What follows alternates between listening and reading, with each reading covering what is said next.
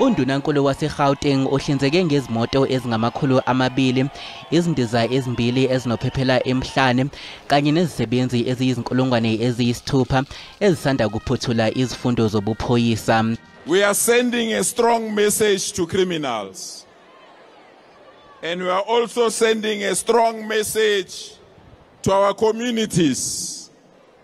Gone are the days when you phone a police station requesting for protection and police stations will say they don't have cars. Uhulumeni wesifundazwe uchithe imali engaphezulu kwezigidi ezingama460 eqeqesha onogada abazojutshwa ezindaweni ezahlukene ngaphansi kwalolu hlelo. The fight against crime is not the responsibility of the South African police only. It's a responsibility of all South Africans. All three spheres of government must contribute towards our fight against crime. Ithimba lokuqala labaqaphi kulindeleke ukuthi liqale ngomsebenzi njengoba iqala inyanga bese kuthi elesibili lona liqale ngasekupheleni kwayo.